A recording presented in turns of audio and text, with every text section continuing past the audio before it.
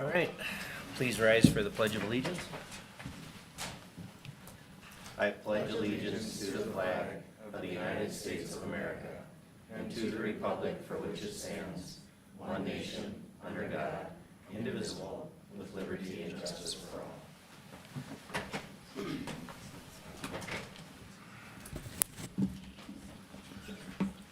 All right, we'll call the meeting to order. We have the agenda in front of us. Are there any additions or corrections? Mr. Chair, we have an item to add, a resolution regarding road restrictions, which I believe you should have in front of you. We also passed out the documents and the resolution specific to the issuance of bonds. Dan Tinter from Ellers will be here shortly to do that. And then we had a late addition to the warrants and claims, which I believe you all received and are a part of the packet. Okay. Did we have a number for, an agenda number for the resolution and then the addition? The resolution for the bond sale is 8A, 8A, which is already in there. We just didn't have the specific Okay, resolution. right. And the item for Highway Department can be 6C. Okay.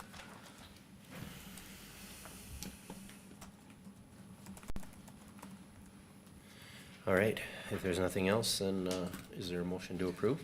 I'll move. Yeah, Dave moves, is there a second? I'll second.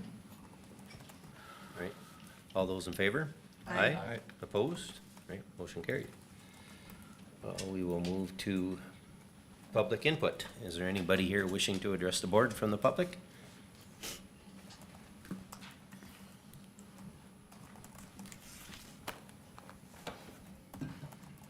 I think you signed in, correct, already? Okay. Yep. All right, just state your name and your purpose. Yep, Corey Nelson, Youth Emergency Shelter and Supports. I, Corey Nelson, on behalf of Youth Emergency Shelter and Supports and a constituent of Hubbard County. The last time I sat here was December 2023 when I talked about, yes, you all asked for more data for at-risk and homeless youth in Hubbard County. And frankly, our data collection in Hubbard County sucks. This is why we decided to open our youth outreach program first to help collect data. We are getting youth in by word of mouth only and a few referrals from Mahubi when youth are turned away for an unknown reason. Recently, you all received an update from YES about statistics and programming while asking for an open line of communication because our program is progressing, and we are looking for a new site to host the drop-in. After several emails with one commissioner, I contacted my district commissioner for an open and honest conversation. My commissioner listened to the ideas and stated that they would take action steps to learn more, include reaching out to Beltrami County commissioners and asking how the partnership with Evergreen and Youth and Family Services works and how it's an asset to the community. We are asking for your support, not financially or donation-wise, but an open line of communication to learn about your concerns, questions, and what you are hearing from your constituents. We can address only the concerning questions if we are not being communicated with. We now have had a few significant community events with no community leaders showing up after getting advance notice. We have contacted our sheriff and city police chief with no responses. We have contacted our school boards and superintendents with no response. If the commissioners encouraged and sat at the table with other community leaders to learn more about our mission, vision, and YES, and what YES is all about, others would follow suit. This starts with you, commissioners. Taking an interest in grassroots organizations like YES, Family Safety Network, Support Within Reach, and those that don't receive county funding. We are in the mud, getting our feet wet every day. We will be at Homeless Day on the Hill next week, and we would love to tell our legislators our county cares about youth issues and are sitting at the table with us and not across the room. Please come to the table with open minds, ears, and remove the NIMBYism from your thoughts because youth homelessness is in our backyards. Thank you. Okay, thank you. Does anybody have any questions for her? Okay, hearing none. Thank you. All right, consent agenda. Oh, there's one more. Oh, go ahead. I just gotta state your name first. Travis Feather Commons. What? So let's just start with why I feel like yes should be well, let's just start with my background.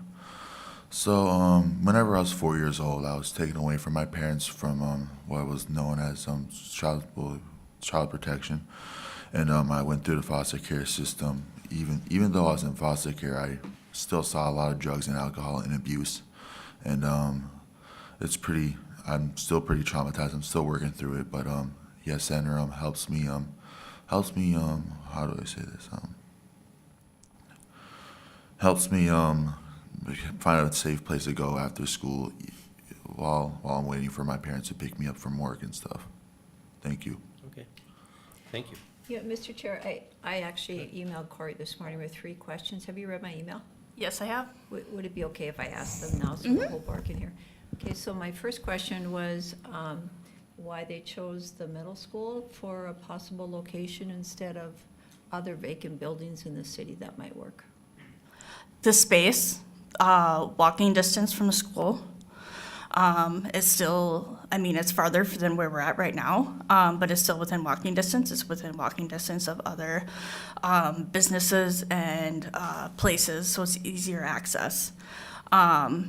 If y'all can tell me of vacant buildings in the city that is not on the county, so you're not hiding the youth, please do. Please tell me where we can find a larger space, because it's been proving very, very difficult. Even the empty lots in town, most of them are owned by the Hubbard County HRA, and we already know what their plans are with vacant lots. So, like, you tell me the space to look at, and I'll go look at it. My second question was, you working, I'm on the Mojave board. How are you working with Mojave with the homeless? So they are sending youth to us that they're denying for whatever reason. I don't know what the reasons they are denying besides what I'm hearing from the youth themselves. And I was in contact with Amber before she left Mojave.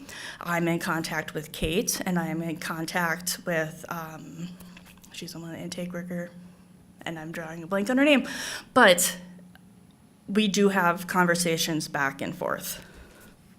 And then my third question, because I had asked for a budget and Corey sent it to me.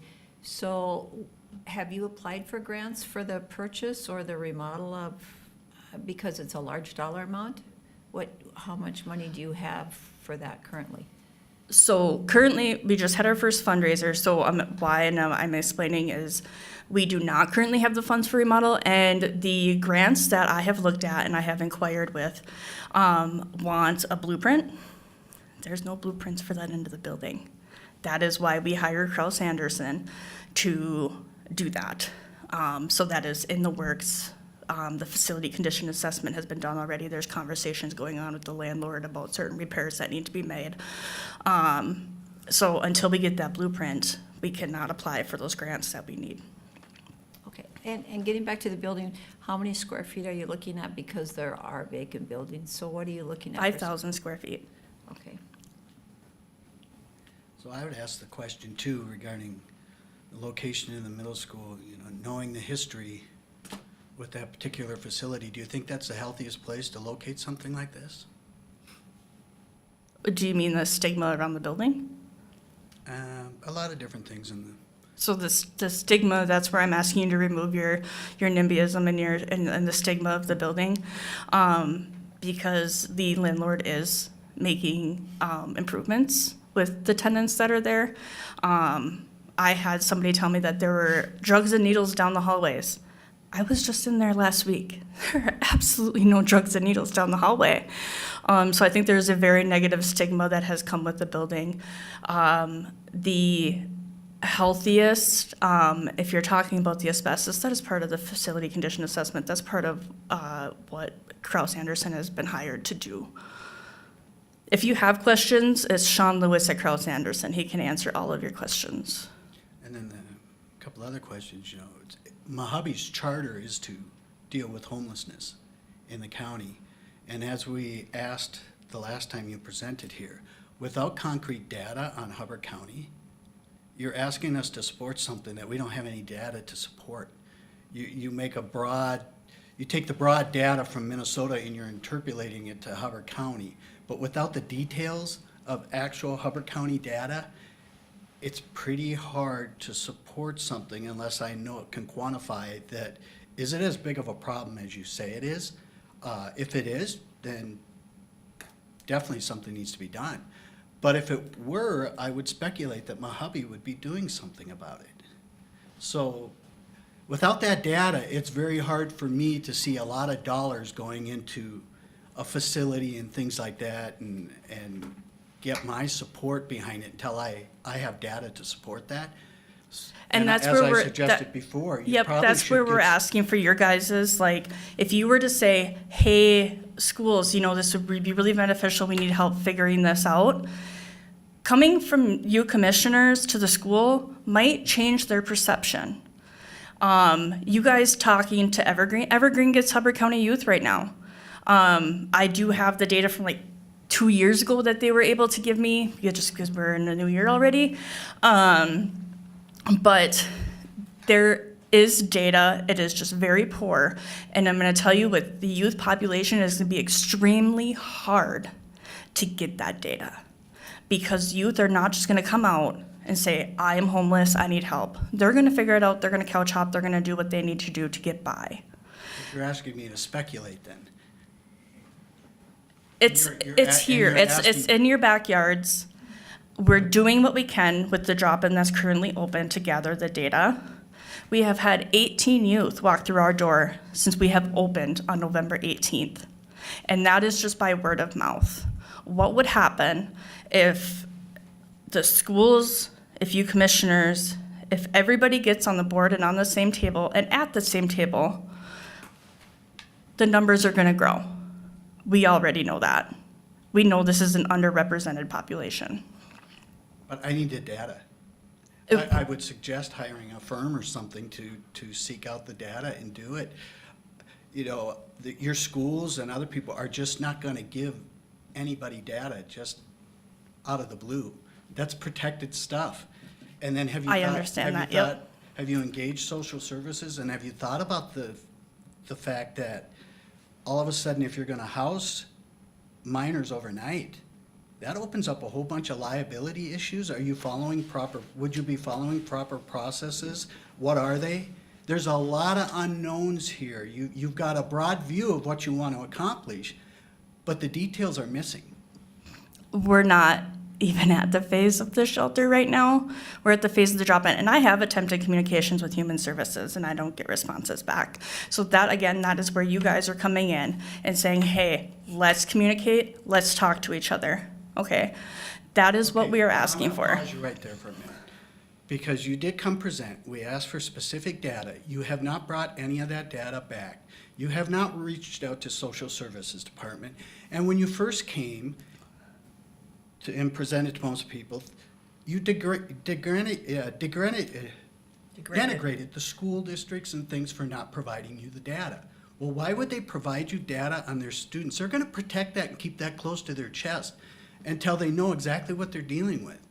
So you can't put this all on leadership here, because there's a lot of unknowns here. If it's truly a problem, I think most of us would want to support it and give people the support they need. But you're not giving us the information we need to make those decisions. I'm gonna argue with you back. I have sent, and I can provide the emails, and I can provide the attempted communications with Human Services. I have absolutely no problem doing that.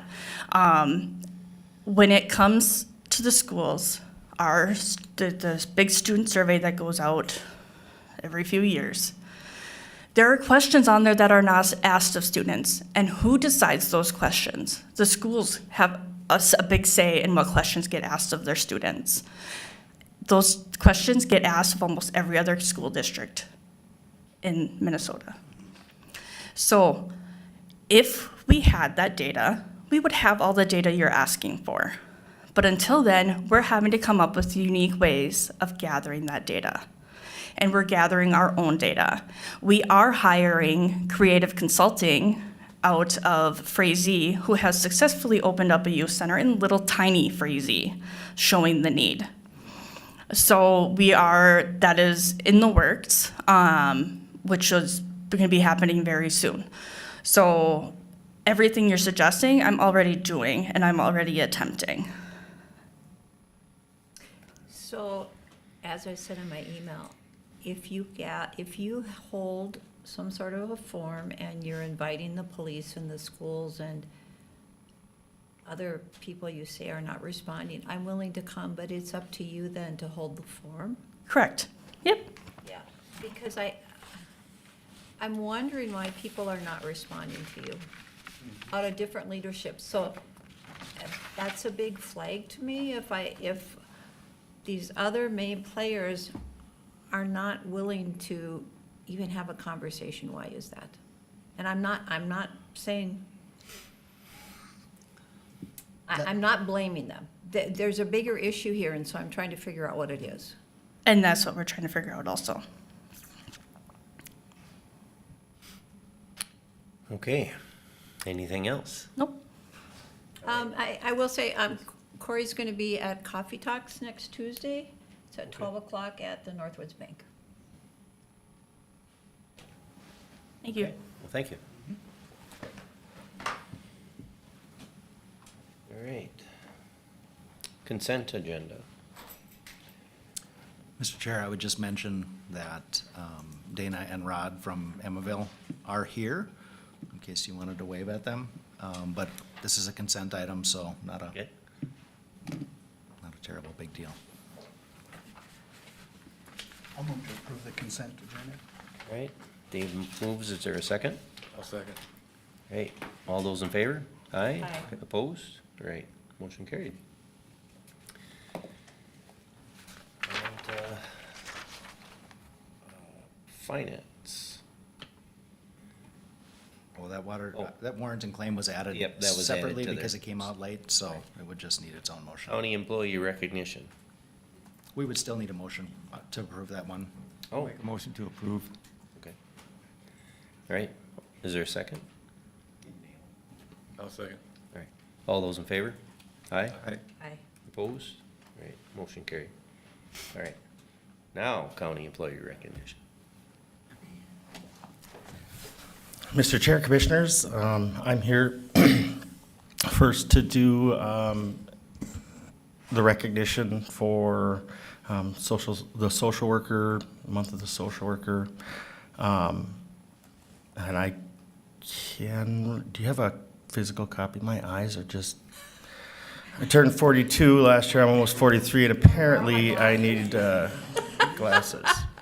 I can read it from right up there? Excuses, excuses. That's the About easiest when thing I it can do for you. occurs. It's real bad. It seems like it happens overnight, too. It does. So, Social Worker Month 2025 proclamation. Whereas people have entered the social work profession for generations because they genuinely care about helping improve the welfare of people, families, communities, and our nation.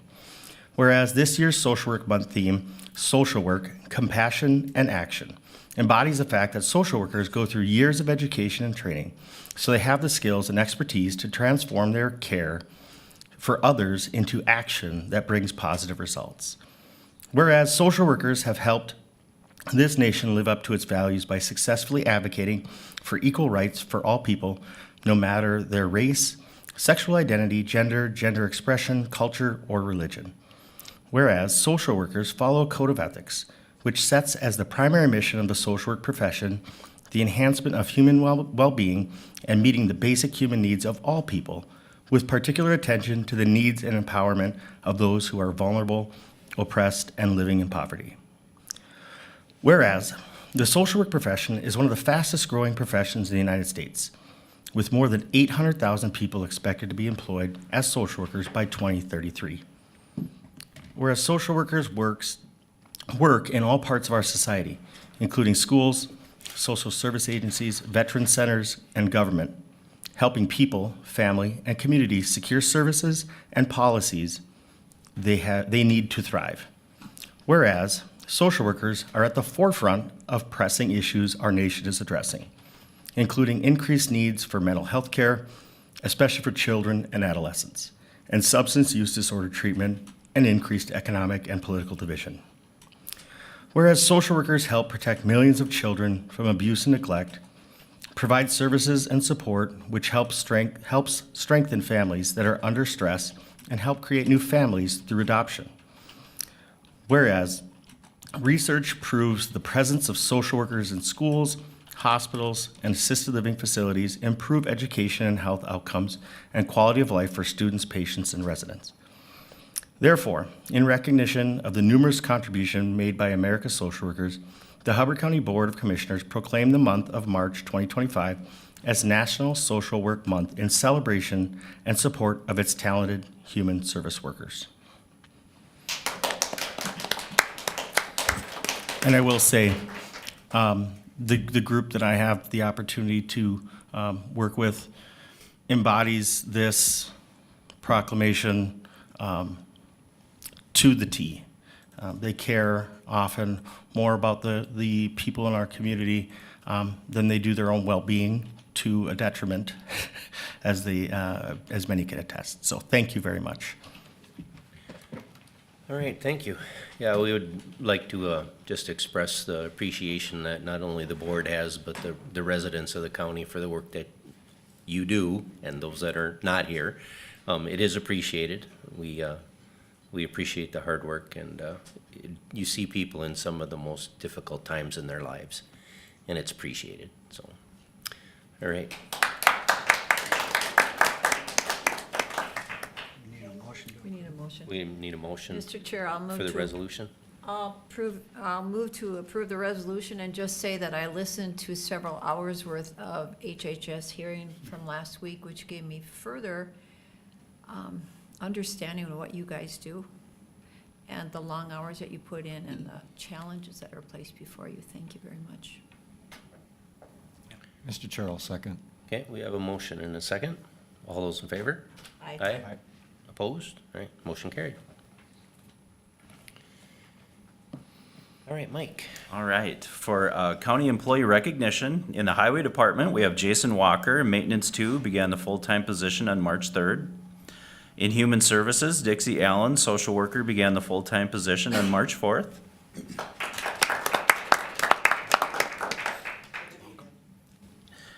And in the sheriff's office, Kyle Norrie, patrol sergeant, began the full-time position on February 23rd. All right, thank you. Yep. Okay, moving on to highway.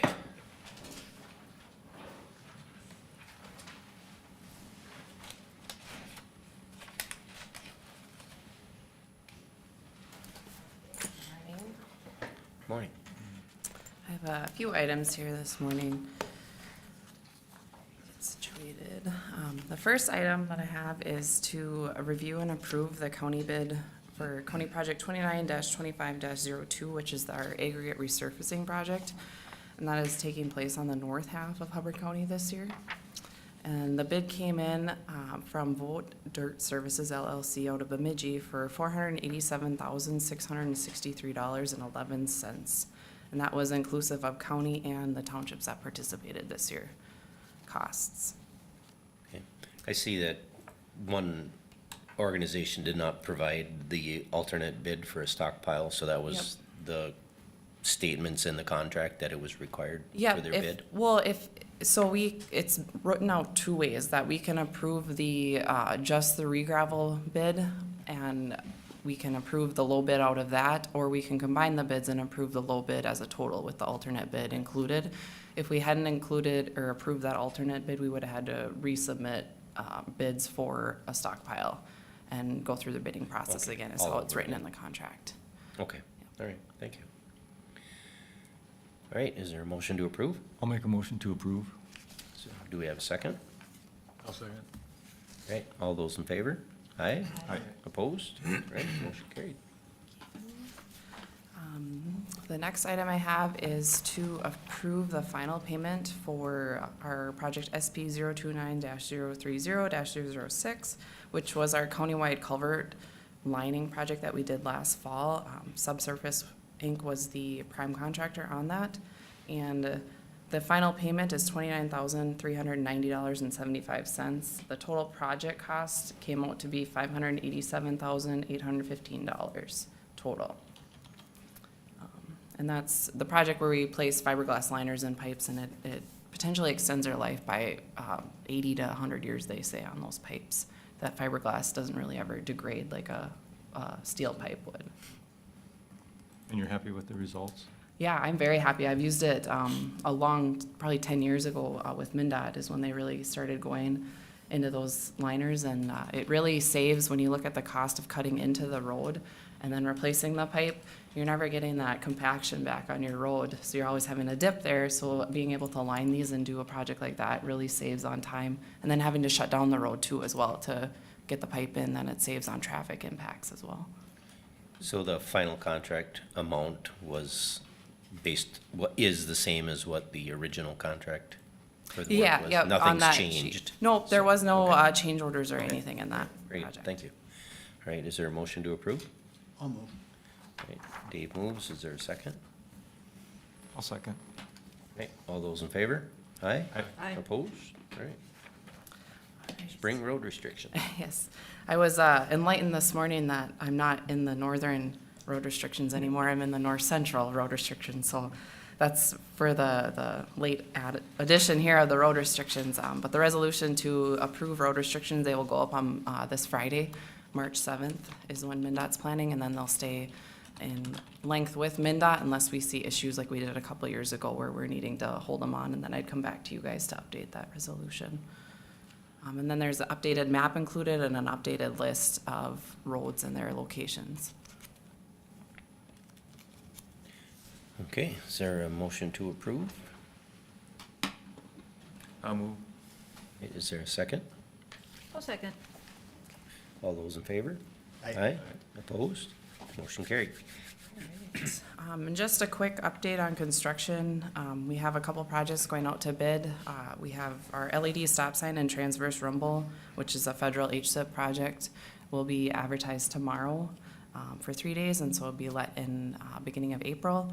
And then our CASA 45 bridge was approved, so we're hoping to get that out on Saturday for bids, and then that'll be also an April bid letting. So slowly moving forward, the federals kind of took a back seat there for about a month and a half and got delayed, so we're hopefully I think we have 4 other projects that are federal coming in that we can get going on them pretty soon, so. Quick update, Okay, that's all. You must any, be way under budget for snow removal. Yeah, it's strange because it balances in terms of how much sand salt that we Oh, use yeah, too with the suppose. ice. Yeah. So we're under budget in terms of the overtime and the amount of time that we're out there, but the sand salt is higher this year. Okay. Plus, all our storms happened on Saturday, which I don't know why that happens, but, so we had a lot of overtime on Saturday, Sunday this year that our guys were out, but I loved it. I love these winters. I'd prefer this over 8 feet of snow out there, but yeah, I think the guys are ready for just a normal Minnesota winter again. yeah. All right, any more questions for Andrea? Great, thank you. Thank you. Right, solid waste.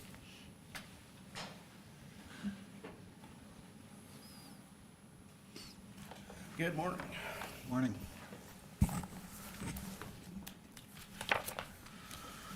All right, so I have, I think, 3 agenda items this morning. The first 2 agenda items we had talked about at a previous meeting. Just kind of gave you a background that they'd be coming up. So the first item we have is to review and approve an organics trailer reimbursement for Beltrami County. So as part of our MPCA organics grant, Beltrami County is going to be purchasing a live floor trailer to add to their fleet, which will help us haul our mulch and compost material as part of that grant.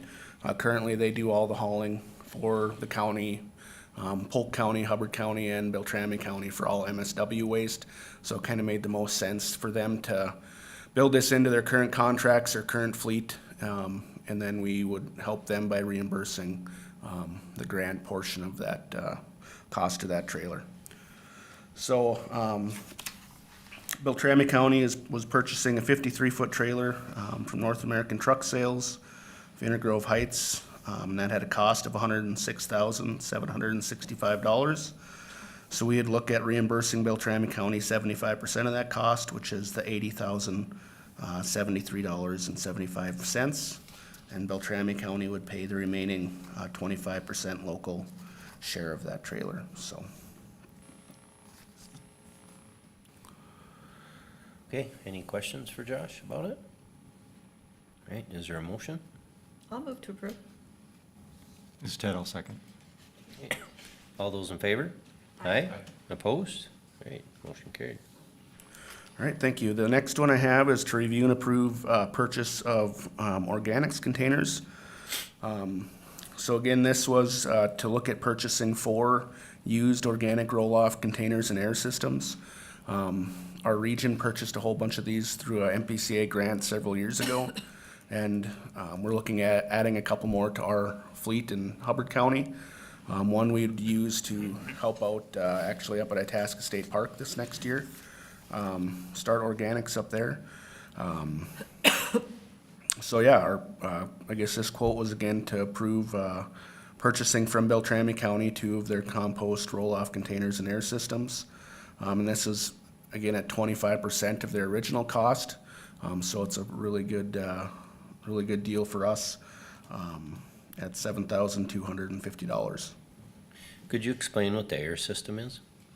So this is a big 20-yard roll-off container for organic waste. So the air system just has a hose that goes in and out of the container and filters through some wood chips and charcoal media to help with the odors in the container. Okay, all right. Sort of just a filtration type system. Yep. Okay, all right, thank you. Is there a motion to approve? I'll make the motion to approve. Is there a second? I'll second, and a comment I have is when we have guests to our house and they watch me put the organics into my little pail, lots of questions, and everyone says, wow, I wish where we live did that. It's a lot of garbage that can be used in a different way positively.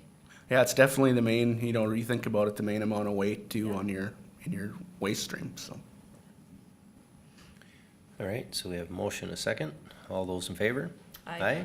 Opposed? All right, motion carried. Just a quick comment, Josh, are you doing much for promoting the organics for households? So we have, originally a couple years ago when we first kicked this off, we did quite a bit of outreach and education. Haven't really made any big pushes recently, but, it still is growing kind of word of the mouth, and we have, several hundred residents signed up for the program, both seasonal and permanent. All right.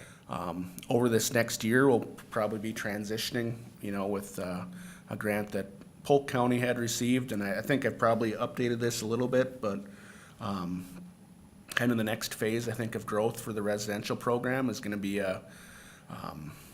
with the grant that Polk County received, they'll develop a commercial composting bag that residents could put in with their regular garbage bags. Okay. And then it would go to the facility in Boston where it gets sorted out by robots there.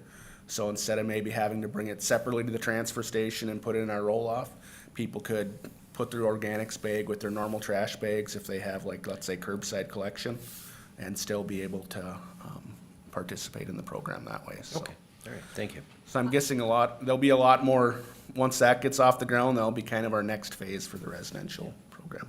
Oh, go ahead, Tom. Do restaurants in the area separate their organics? Because they can get a lot of waste. So right now, we just are partnering with the schools so far and one restaurant. We've tried over the years, I think, 1 or 2 other ones. But this organics grant, this is what we're gonna be rolling out over the next year too, to target commercial businesses in Beltrami County and Hubbard County. So we'll be trying to reach out and expand that growth over this next year or 2 with the grant program we received. I don't think I ever signed up. Why would I sign up for the program? So we originally had a push to sign up so we could just track how many people were in there. And then also, it'd give them the opportunity to come in, get the organics bags that we give out. I still get those. Yep. So it's just a means of us being able to communicate, give people a handout, Okay. explain our program to them, so. Okay. Okay, well, thank you. What's next? All right, so yeah, I have one last item. This is for the review and approve quote for our reuse planning project.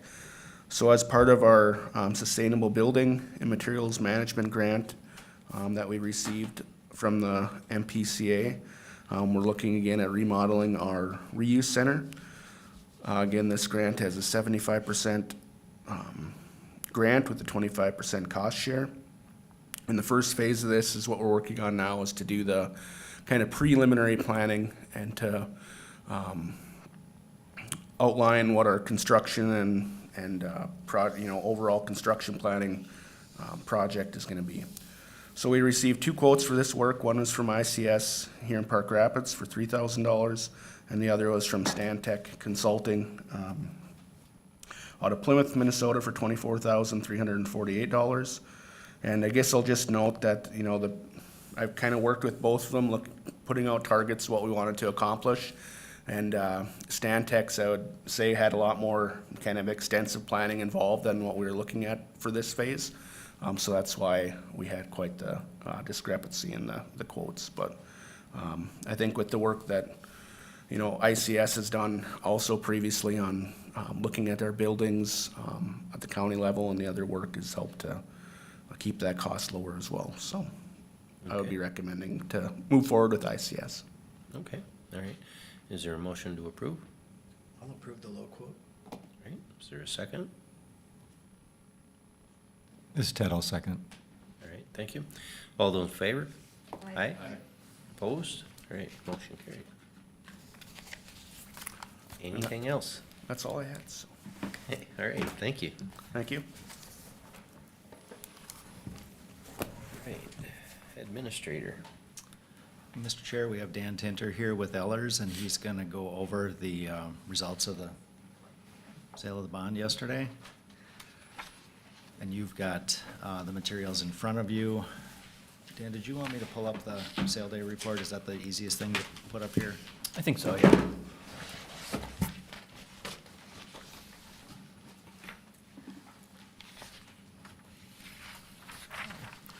Good morning, Mr. Chair, members of the commission. As the administrator mentioned, my name is Dan Tinter. I'm a municipal advisor with Ellers and Associates, and you may recall back on January 21st, the county board took the action to call for the sale of general obligation capital improvement plan bonds. Yesterday, at your authorization and on your behalf, Ellers solicited bids from qualified banks and underwriters on the bonds, and as outlined in the sale day report, we ultimately received 8 bids on the county's bonds, which is quite a result for about a $2 million sale.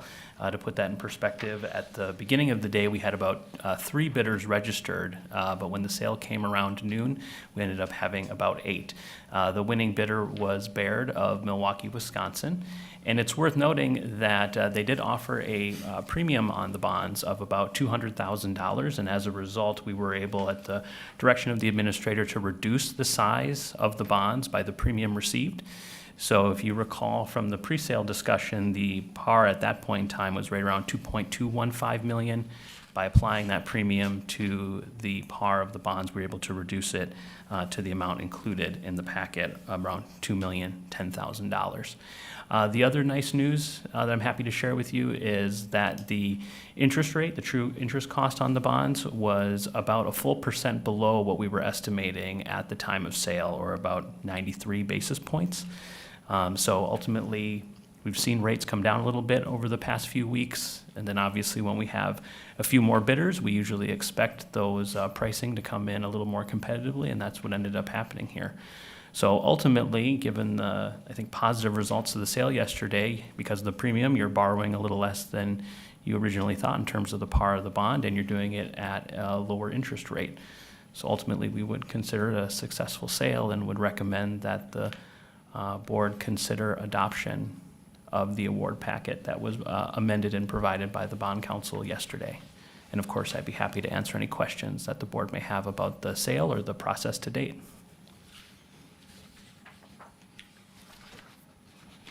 All right, does anybody have any questions? Okay, is there a motion to approve? I'll move to approve the packet as presented.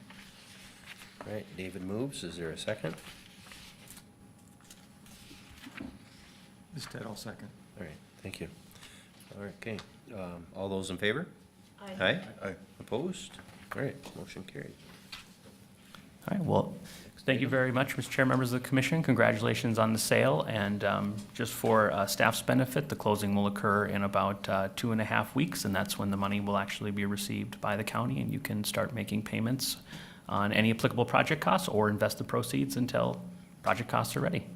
Okay, all right. Well, thank you for the time this morning, and enjoy the rest of your meeting. Do you have a few minutes to hang out? Okay. I just run through a couple of things and then should be out in a few minutes. Or you can hang in here.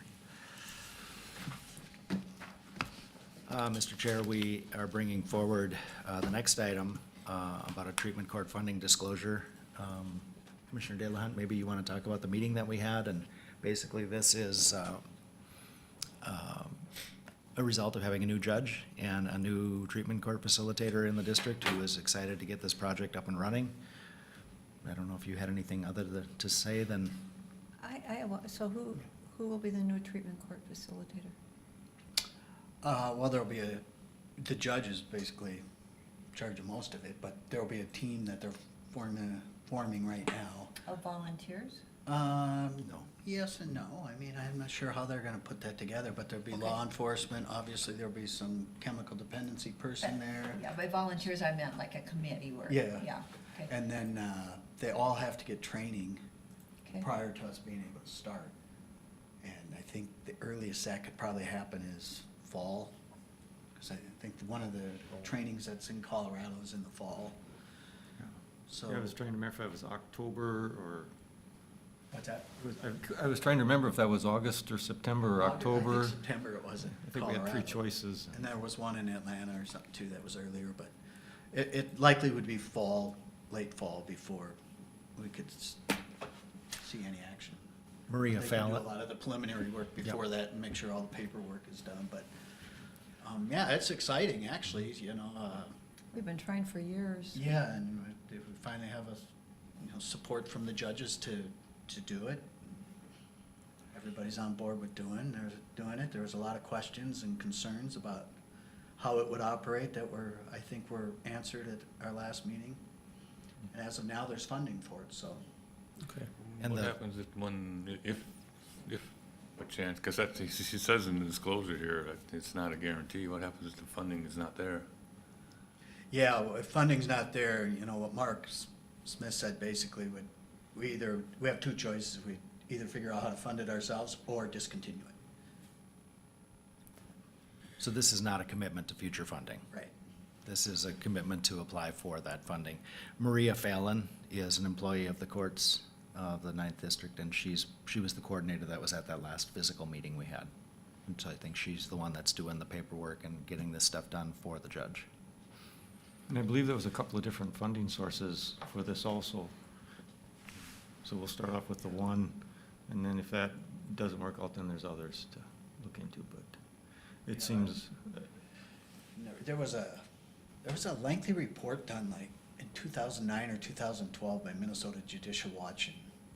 And I remember looking at that 6 years ago and reading through it. And on average, these treatment courts, if done properly, are able to reduce recidivism by almost 30%. So, it's definitely an alternative method for getting people the help they need. And if it can reduce recidivism by that much, that's a big deal. And that affects all areas of life. All areas. Social services. In the long The run, it's person- cheaper. Yeah, Yep. so it's definitely worth a try. And the intent is to start, small with basically DWI court, and then, it might eventually, once we get our feet on the ground, change to include drug treatment and other things too. Start slow, make sure we get it right. yeah, and I agree with David, it's exciting.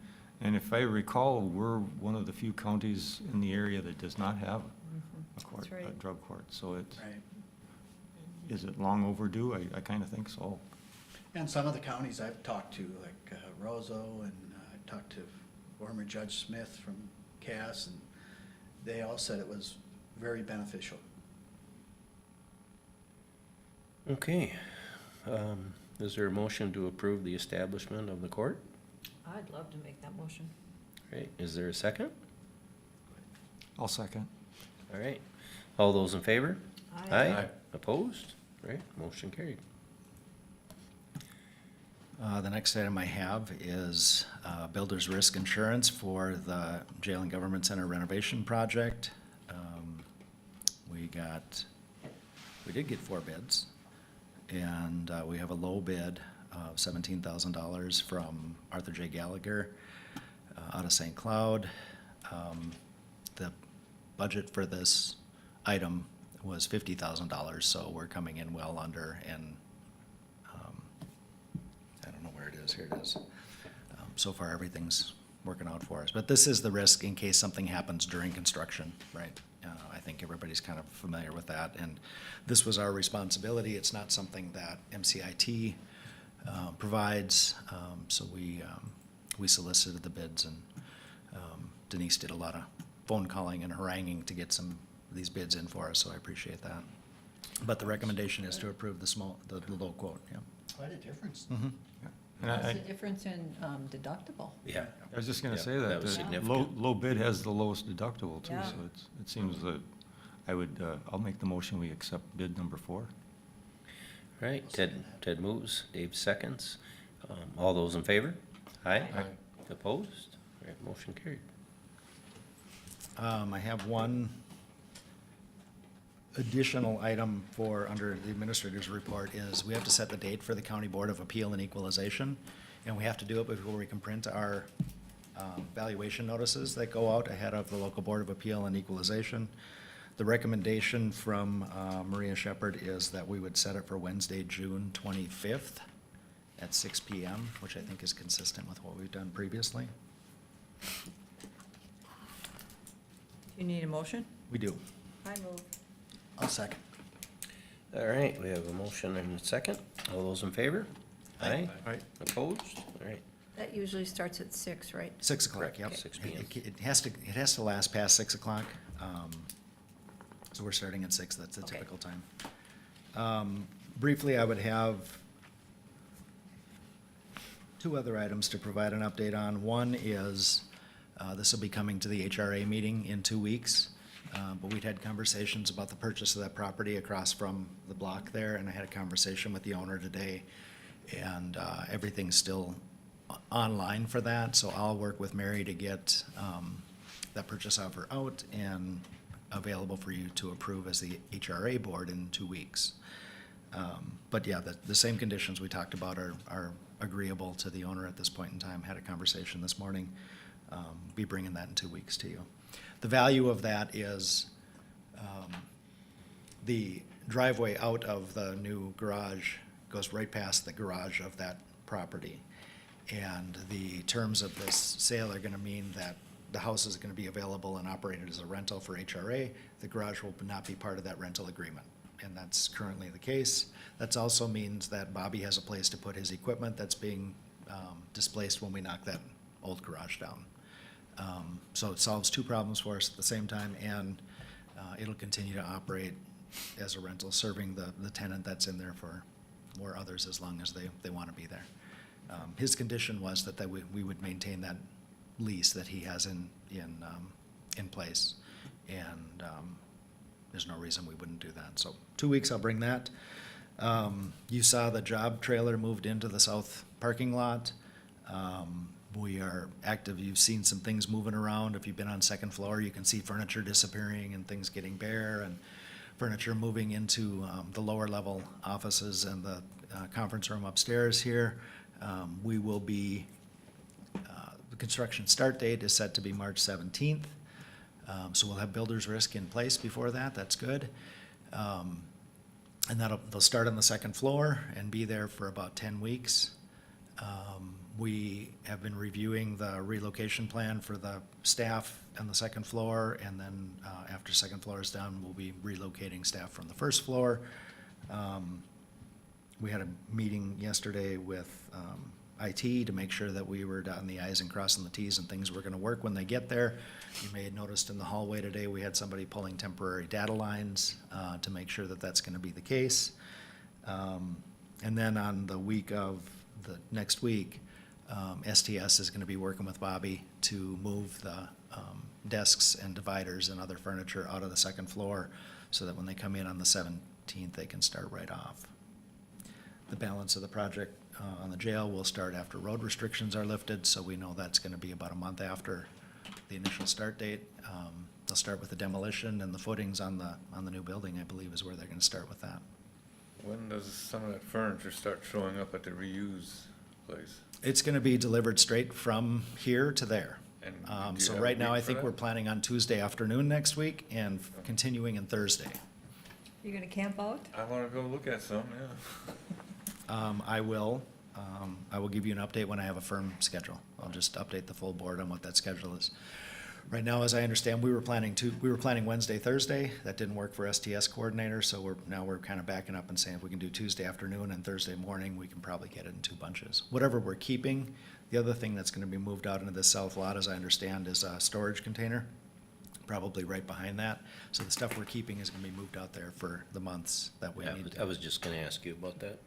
See if The that months we need to connects. hold stuff and bring it Yep. back will be just off-site, but still on the campus. So those are, I believe, the updates that I have. Jeff, I just have a question on the meetings to note on the VA open house. What is Atlas? It's for telehealth for veterans. Oh, so it's the open house over at The the Veteran office? Service And Office. Atlas is gonna be there? Yeah, the Atlas VA is, gonna Atlas be is the there. program, so they'll Yep. be, I think they'll be able to demonstrate. Okay, Yep. what thank that- you. Walk people through how to use the Atlas system for telehealth purposes Oh, for the okay. vets. All right, Yes. thanks. And then I would say, one item, I'm gonna look here, March 11th, that for the work session, we're gonna have 2 items that I'm aware of. One is a review of the bylaws, and talking about the addition of the specific detail related to remote meetings, so that's in our bylaws, and we're clear about how we're gonna manage that. I believe I'm gonna have a review of where we're at with the strategic plan to this point. And we're also gonna be talking about the capital plan and the 5-year plan that goes along with that. So the stuff Josh was talking about, you'll see in context with his full 5-year plan. Bobby's been working on data relative to the rest of the campus, and then we'll pull in the 5-year plan from the highway department. So this will be the first full review of that. There is a process in the policy that says that we'll have a public hearing to review the 5-year plan before we use that for budgeting for next year. So we'll probably hold that public hearing or set the date for that public hearing in May and hold that public hearing in June. But having the conversation in March means there's time to have a conversation about it. Can that Board of Adjustment, the one we have June 25th, can that be done remotely? I will have to check. Okay, I will have to check. okay. 'Cause Anything of any Questions for Jeff? critical or great importance scheduled for the 18th meeting or the HRA meeting? Because I likely will be gone, but I could attend remotely if I had to. There's nothing pressing. then I I'm would- not aware of anything. The regular business will be the financial reports, et cetera. I'm not aware of anything other than this new item that we talked about, the purchase of that property, which I think we've been talking about for a while. Okay, so I'll likely be missing on the 18th then. Okay. Mr. Chair, I'm just wondering, are we gonna do anything about the lodging tax in the next few months? Board? Commissioner, I'm having people from the public ask me. I don't have an answer. I've had some responses from resort owners, and they like it the way we went. So, I think the general consensus was Derek and that group of interested parties was gonna kinda enter into talks about what they wanted to to do moving forward, and then if there was something that had to come before us, it was gonna be brought before us again. Okay, so That was my Derek- understanding. Derek's kind of got the ball, okay. That was my understanding of what the I'm kinda outcome in the was. same boat. I'm not opposed to hearing it again, but this time I would like to hear from more of the community than Yeah. just resorters, because it affects everybody. And get a better cross-section of the entire community on where they would stand on it. All right, if Jeff has nothing else, then we'll do committee reports. Who would like to start?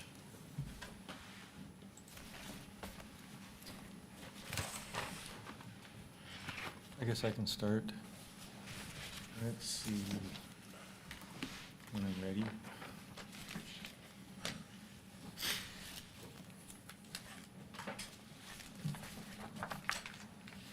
Okay, HRDC. We approved grants, requests for extension of contracts, requested authorization to apply for MnDOT's SRTS plan at Red Lake Schools, requested authorization to be the host site for the Minnesota Green Corps program in September through August, September of this year through August of 2026. HRDC is going into a contract with the City of Bemidji to help Bemidji draw up their comprehensive plan. Talked about the AARP Community College, $25,000 for assisted living vehicle for mobility for residents. Did that application, an application for Minnesota, moving Greater Minnesota Forward MnDOT grant for the Ridgeway Mobility Opportunity. That's an $80,000 grant that we applied for. And also applied for the St. Paul, Minnesota Foundation Ideas Program. That's $160,000 for Red Lake ALC. And we talked about the age-friendly grant has been awarded to HRDC for $53,000. And I was open to have, I was pressing for elections. I felt that the HRDC did not have a board at that point because of some members, former board members not winning their re-elections. And then I brought that up at the end of the meeting, and the majority of the commission members agreed with me, but they did not want to hold the election that evening. So we're going to have elections in March. Let's see, another meeting I had was the Northwestern Minnesota Juvenile Center. That one was the executive board. So it was a brief one. Went over the financials, the superintendent's expenses. We looked at programs and projects and facility updates for this year. Agreed the contract, accounting contract with Miller McDonald. And then we went through what policies and procedures we might be updating this year. And then the last one I had was the Mississippi Headwaters Board. Let's see, first we talked about, there was a couple articles in the Bemidji Pioneer and the Star Tribune, an article about the land exchange that we're doing for Bowman Lodge. This has passed the House. It passed the House last year, the federal government House of Representatives, but there was no companion bill in the Senate. And this year, once again, it breezed through already at the federal level, the House there. And hopefully we've been contacting some of the Minnesota senators to see if somebody would pick that up so that could go through. It seems like it's a win-win.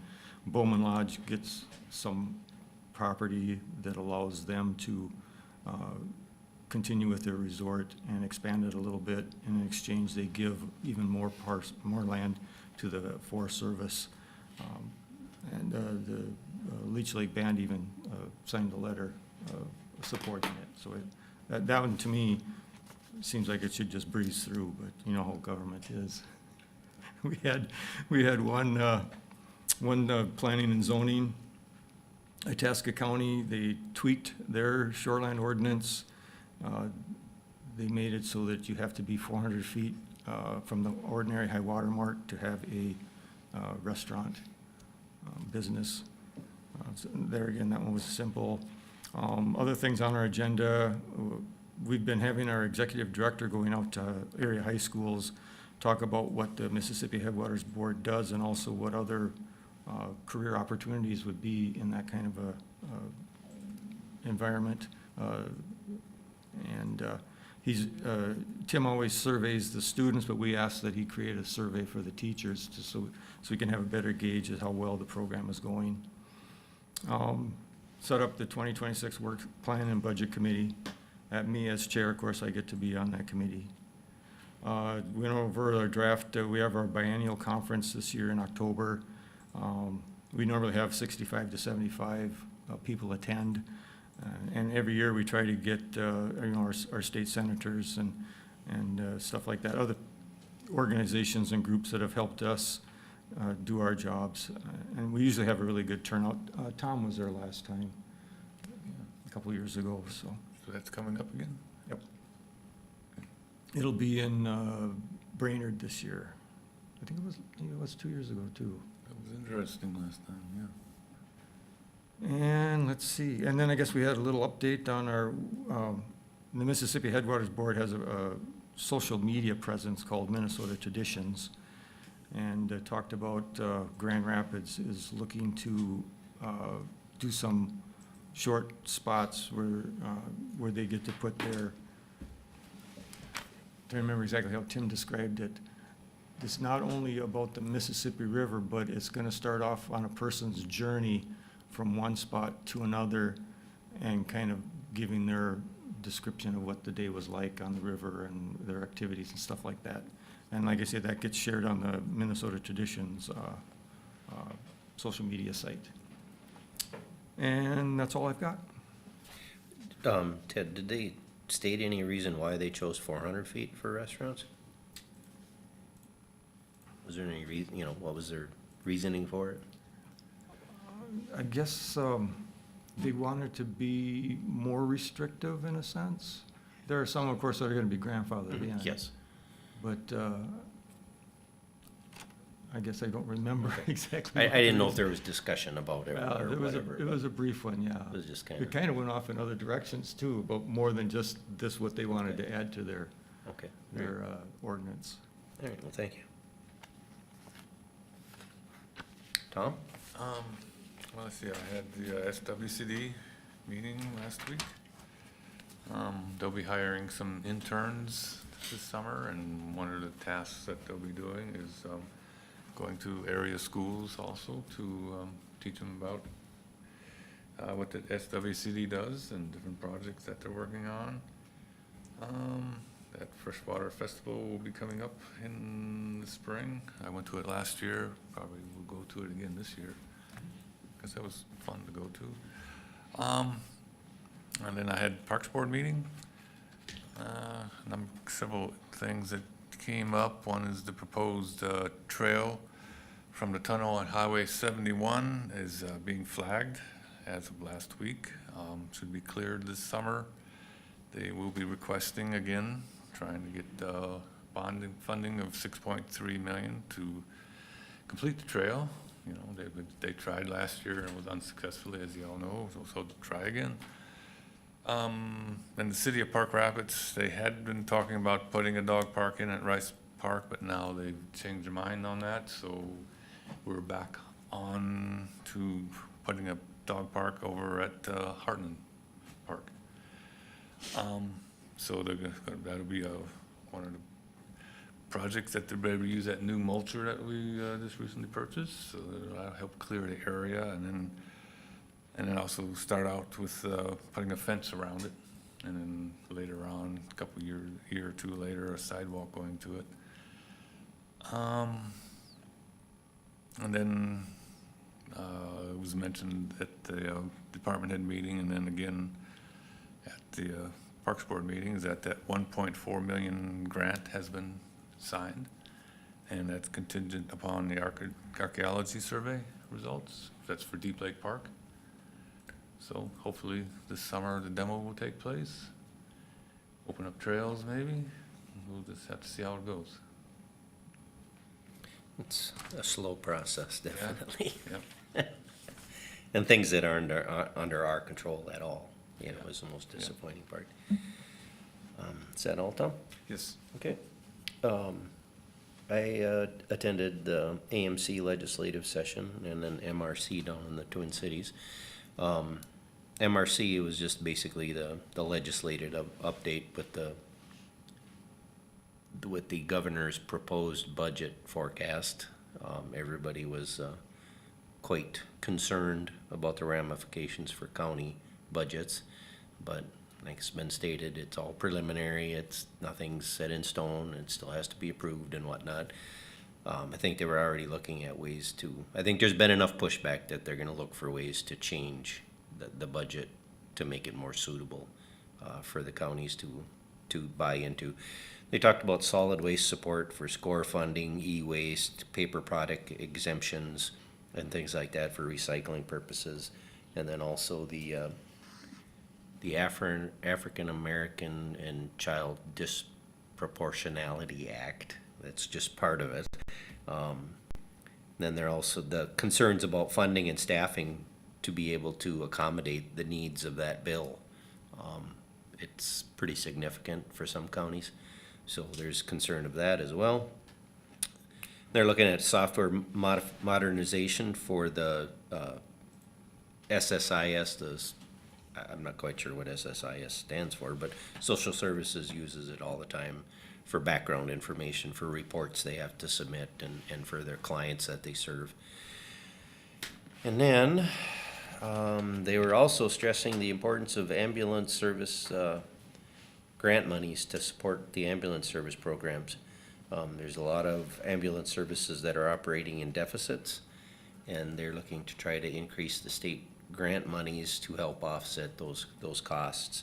And they're also looking at trying to get some permit reforms in place for the ambulance service districts as well, but we'll see where that goes. Then the one thing that was mentioned, I didn't catch a lot of the discussion about it, but was DOC requirements for staffing levels. For you have to have a licensed deputy on staff for so many inmates you have. I think he called them posts, and I believe for every post it was either 4 or 6 inmates. You were supposed to have one licensed peace officer on staff for each post. So you'd have to figure out how many posts you have based on your inmate population. Then you would know how many true deputies you have to have in the building for law enforcement support. So there was a lot of concern about that. Would that impact us negatively? Yes, yeah, it would. Yeah. It's increased staff, Plus increased staff, increased hours. What do they do? That was our question, and nobody could answer it because nobody from DOC was there. So Why is the DOC, or the budget, why is it taking away funding for STS? that's just part of the governor's proposals. Okay, so. it's That's where that's at. A lot of the counties praise their SSTS operations, their sentence to serve. They did a lot of good things for them. They're productive in the community. They help the community. They help the general government operations, you know, helping clean the courthouse or taking their trash out, recycling. A lot of the solid waste departments praise that they come and pick up the trash that blows out of the dumpsters that's stuck to the fence, you know. Moving furniture out of this They do, building. yeah, and moving furniture and things like that. Did They they provide a good service, but Did they have a dollar figure attached to that? no, they did not. Okay. So was He was looking to cut all funding for STS, Yeah, I is what he heard was you, looking to yeah. do. MRC getting pretty wound up about this? I would hope so. They were, yep. Because this is just, this is more of the same on steroids. Yeah. I mean, Some counties have said they already discontinued their sentence to serve programs because they didn't feel they utilized them enough to make it worthwhile for the budget to reflect that. But like I said, a lot of them just praised what the service does. Plus, it's good mental health for the Oh, people yeah. that are doing it. And it's the a way work. for them to get, you know, their sentence served without having to sit in jail Yeah. that whole time. So Because that's that's a an healthy additional thing. cost as well, so. So I'm trying to figure out then is all of our AMC and MRC arguments that we put forward, obviously to the executive branch, they're not listening. I mean, to put a budget proposal like that forward that increases unfunded mandates and pass more costs on to counties, they're not listening to a single thing that's been said. So it's obviously now just up to the legislature to figure out how to counter this and fix this. And that was a recurring theme of all the counties that were participating, talking to the legislators at AMC, that, you know, we can't absorb this. It's just untenable for any county to absorb those costs being passed directly to the county tax levy. So there was a lot of opposition. The thought was it's a starting place, but everything should be on the discussion table to eliminate from the budget. If you guys haven't watched that video yet, that was in the AMC newsletter. Oh, I'm gonna talk about On the that. HHS thing, watch it. It's really, Yeah, it's 'cause- really telling about the problems. I mean, it digs in a little deeper to the problems. It gives you a little more details than we would normally, know. Steve might know, cause he probably hears about it. Yeah, I do. But it's I do. really broken. Yep, and it's And the counties are pushing back hard. Yeah, they're pushing more paperwork, more data collection than you are serving the actual person in the end for human services. You have to do so much computer work and provide so many checks on a list before that person can be even considered to get a service that in the older systems, they might have just, you directly approved it. You didn't have to go through all these hoops to approve something and go back to the state to ask for it. But then I've also heard certain things that we have had people that didn't think that a service was justified for someone. But the person that was requesting the service went over the head of the individuals in our own department and went to the state, and the state called and said, you're gonna give them that service. Even though the person in our own staff said, I don't think it's justified. Yeah. So it's a uphill battle for all of them, and yet still trying to provide service. So it's difficult, and I can understand their struggles with the systems that are in place for them to have to follow. And that is the biggest area. Yep. And then long-term care with the Yeah. proposed in the budget. Yeah. You would be talking, I'm venturing to guess for Hubbard County, if it passed as it is, which it won't, but if it did, it'd be probably a 5 to 6% levy increase just for Hubbard County, just to take care of that.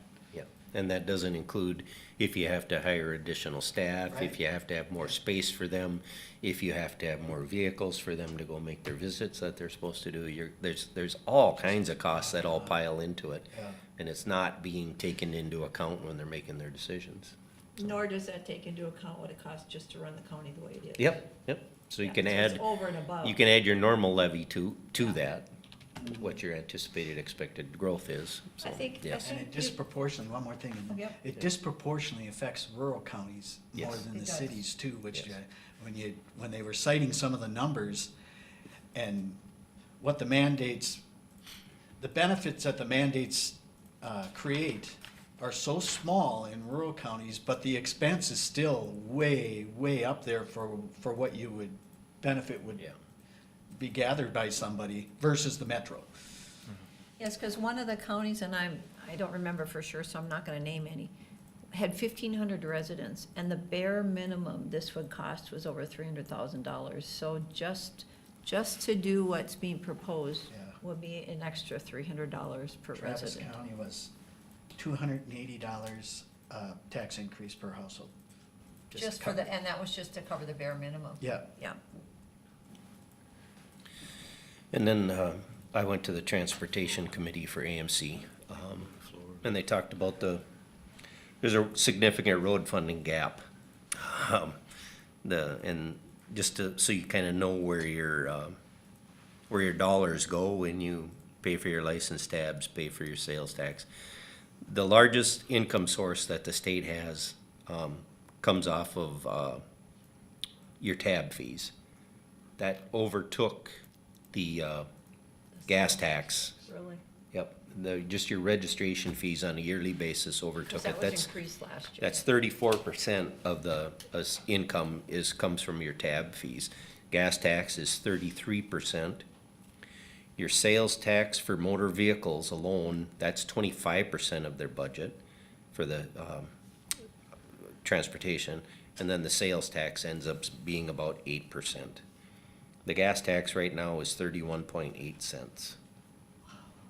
So, I mean, it's significant. And then there was discussion about the electric vehicle trend, which some people feel is maybe getting more leaning toward a mandate.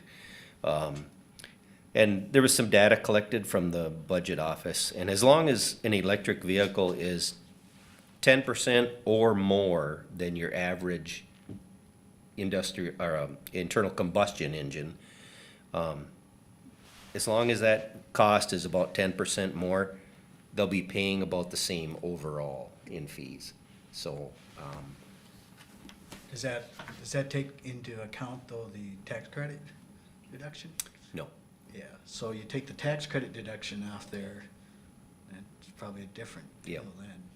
So, our county state 88 highways gets about 29% of the total monies that come in through those gas taxes. Town roads get 30% and bridge, gets 15%. Right now, in the trunk highway system alone, there's up to, I think it's a 20-year projection.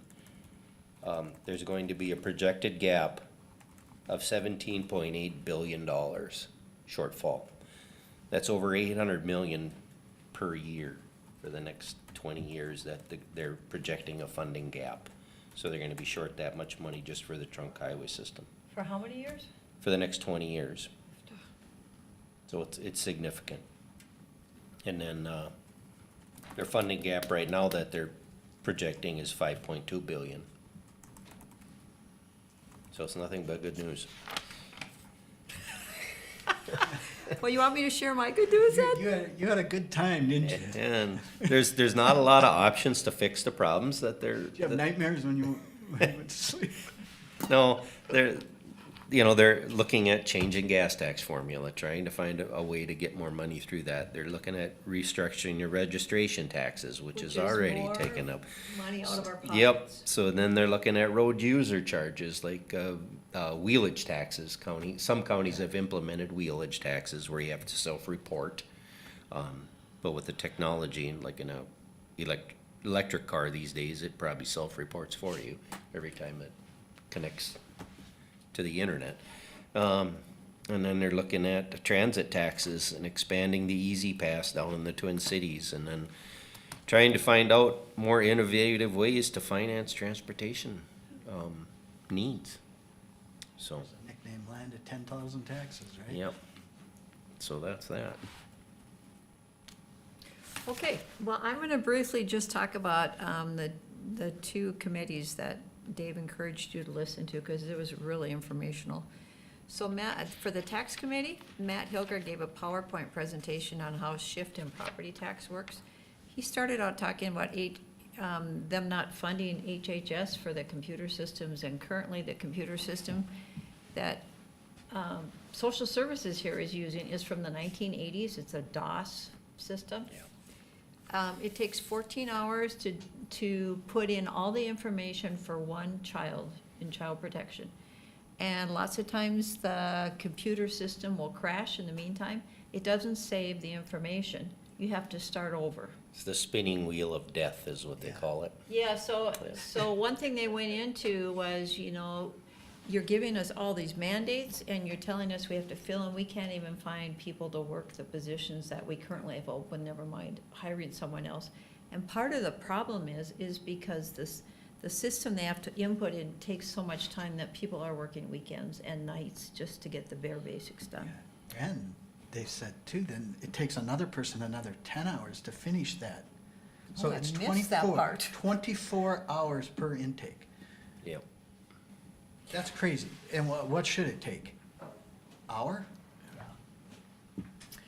Probably 2 to 4, Yeah. and you can do it well, as long as you can put some of the things off and do them tomorrow, So, yeah, it's a burden. Inefficient. So Matt is asking the legislatures, on the behalf of AMC, we are asking for no new property tax burdens. We're asking for help to address unfunded mandates of running our systems more efficiently. One thing he brought up was real interesting, that they're seeing, people are really angry about what's happening with their property taxes, and assessor safety is becoming an issue. And so that's something that, AMC is watching and just gave a heads up to the legislatures. This stuff needs to be dealt with. Be watchful for further eroding of tax base by shifts, exclusions, rate cuts, etc., including staying away from limited market value proposals. Need to clarify Alliance versus Hennepin court case, and I don't know what that is. Does anybody know what that is? This was just on the slide, the overall slide that Matt had. And then remember, counties were making budget decisions. So that was to the tax committee, and several people in that committee, they were floored about the DOS computer system. The HHS committee, cuts include many services to families, such as suspending funding for autistic family members. Autistic family member testified on how just the services that they get, how that's helping their son who cannot speak. He has no self-care, and yet they're seeing improvement because of the money they receive to actually hire someone to come in and work with them. The American African Preservation Act needs to be funded. Nursing homes, 29 nursing homes closed in 2024. Nursing homes are 25% of the state budget, yet 65% of the proposed cuts are coming to nursing homes. One of the big things, dollars given for wage increases for 2 years are not being renewed in the budget. Nursing homes cannot afford to pay the increased wage. And nursing homes all across the state are losing money, and Dave can talk about that just a little bit when he talks about heritage. One of the solutions given at the end was, I don't remember who the senator was, but her solution was to tax more corporate tax. Now I'm going to switch to HIP, Hubbard You're Info. talking about the one that's at the tax businesses? Yeah. Yeah. Hubbard Intervention, so Angie had 4 new screenagers. I've watched 3 of them so far I've taken for training. One of the new things in vaping is there's a new vape pen out now that has 20 to 40,000 hits. Yeah. Wow. Yeah. And there's a disposable cell phone on the front of it.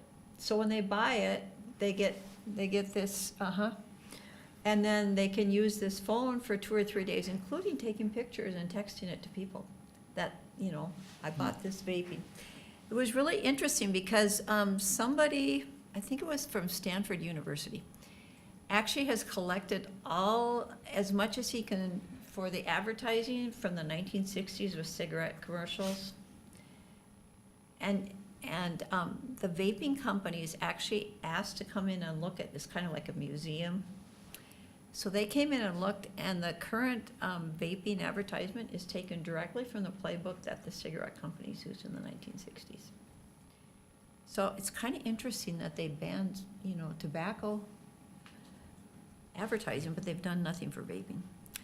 Screens are the role models, and in 2012 and 2013 is when all the mental health issues started showing up in teens, which was when the cell phones were introduced.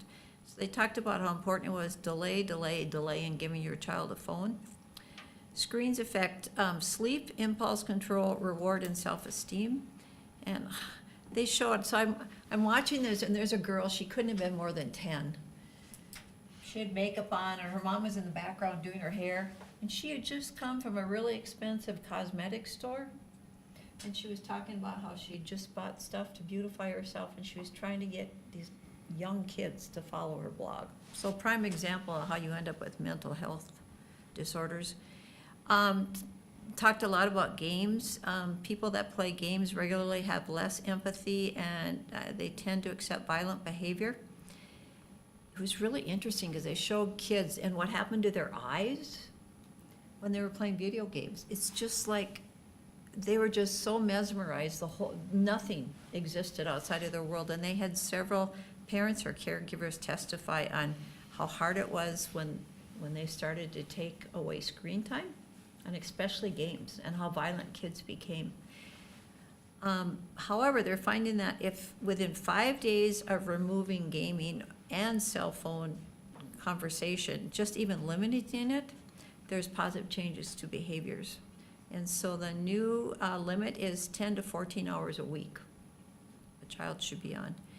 One of the really positive solutions I liked was there's school systems now that are implementing support groups within whatever the child is involved in. So they showed a picture of, I can't remember if it was basketball or soccer or whatever, but it was a group of guys, and the coach, just 10 minutes before their practice started, they shared things, and one of the kids shared in this particular one how he grew up without a dad and how hard that was when he was playing. And then another one said, I've never had courage to share this, but then he talked about the death of his father and how that affected him.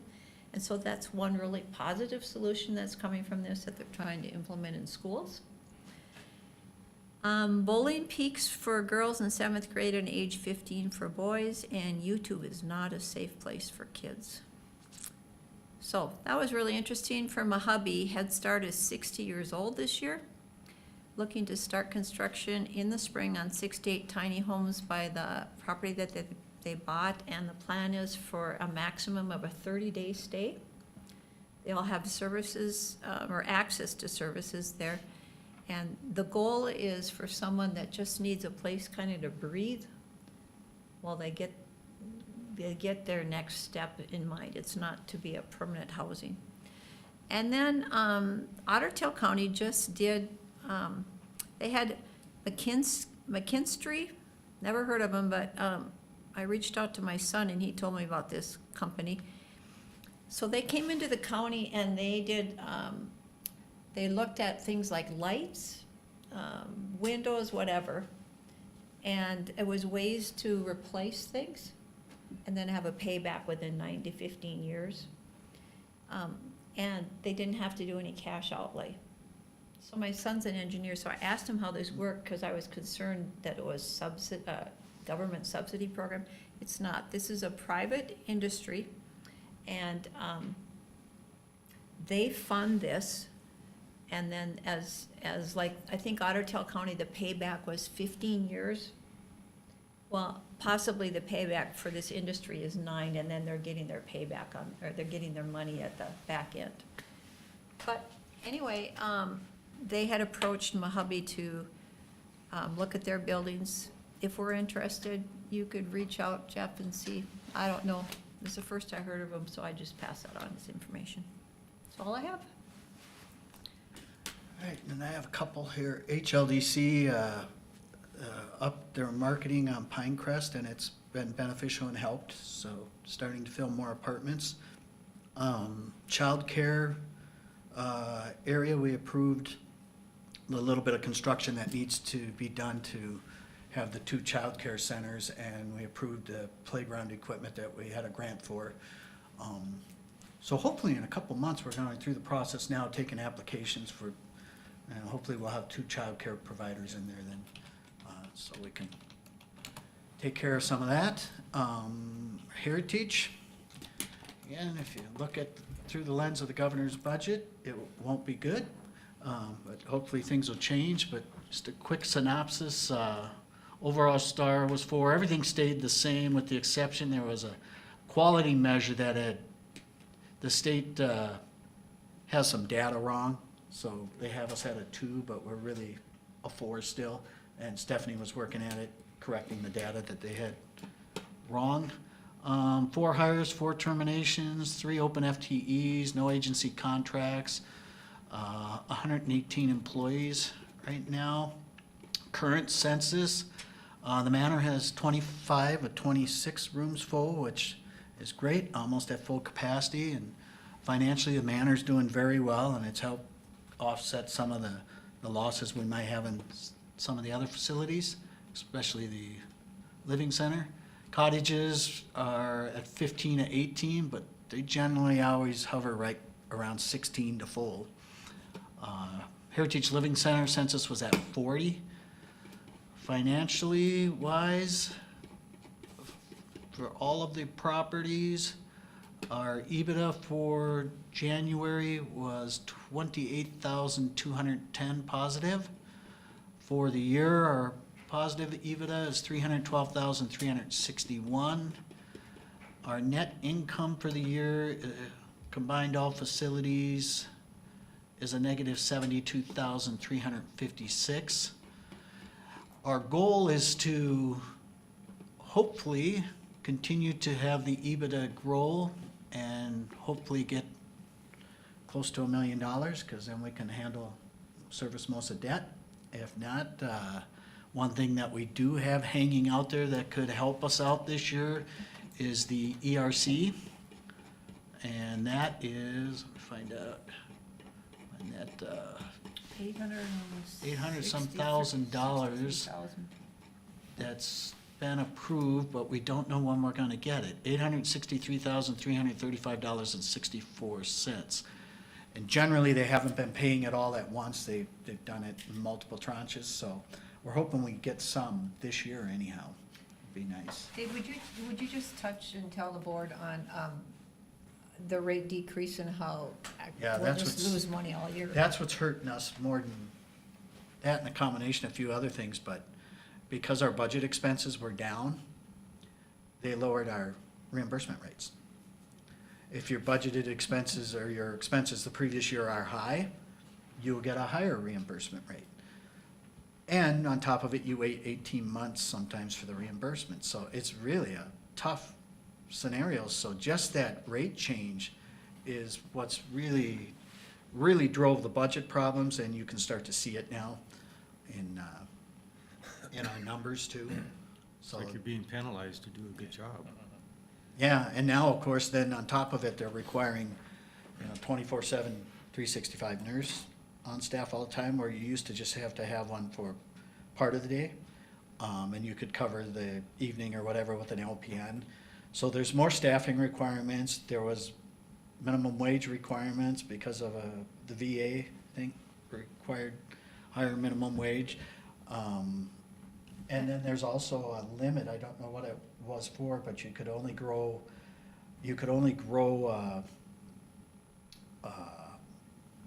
your increases in revenue by up to 2% in a certain area, I can't remember what it was. So if your expenses are up 5%, the state said, nope, you can only grow at 2% a year. And they're still negotiating holiday pay. Yes. So it's just gonna be a struggle, but, it's kind of frustrating when you turn the corner and we're ready to roll pretty good, and then you get hit with stuff like this, and hopefully a lot of it gets rolled back and doesn't happen. But I still assume we'll probably have a positive cash flow anyhow, which sure beats where we were 3 years ago. Negative cash flows, so, but it's a tough environment.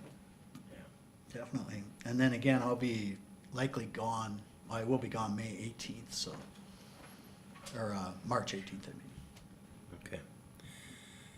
All right, and our meetings to note, the March work session, the 18th, no, the March work session, the 11th, the 18th, and then we have AMC leadership in Nisswa. I think there's a couple people going to that. And then the VA open house for the Atlas system at the Veteran Service Office. Then we have the timber auction coming up in April. And then the AMC negotiation for county leaders.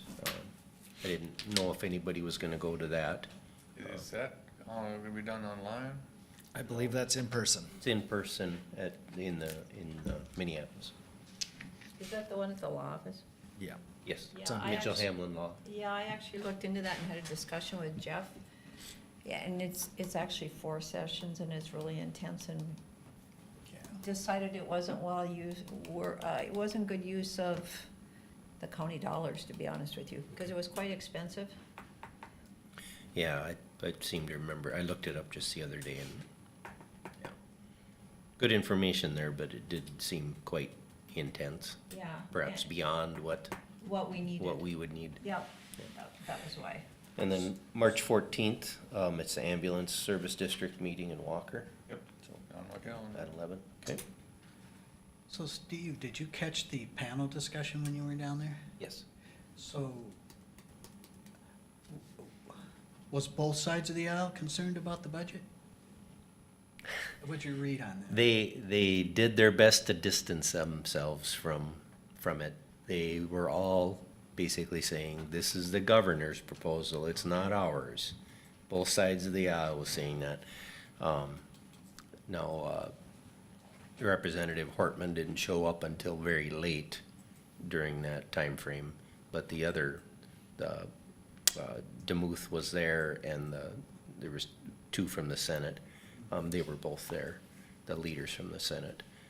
But yes, they did do their best to distance themselves from the budget proposal. So in January at MRC, they said that in January, one side was not willing to talk at all about cuts to programs. Did that come across at all? No, Okay. no.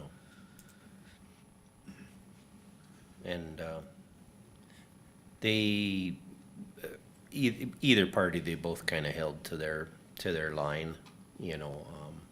The conservative side was, you know, we have to be responsible in the budgets and we're gonna have to do something. And then they kind of pointed the finger at the Democrat side that it's your fault, you know, because you were not present and all this kind of stuff, but, and the governor showed up and did give a speech. It was all rah, rah, this is, you know, we're moving forward, we're great, and that was that, so. I think he's realizing the downfall to his budget proposals and the opposition to it, but we'll see where it goes. And I believe that's everything we had to cover. Township meetings next Tuesday for annual township day. Oh, yeah, so that's right. that's after our work session, so. All right. If there's nothing else, I would entertain a motion to adjourn. So moved. Second. All right, all those in favor? Aye. Opposed? All right. We are adjourned.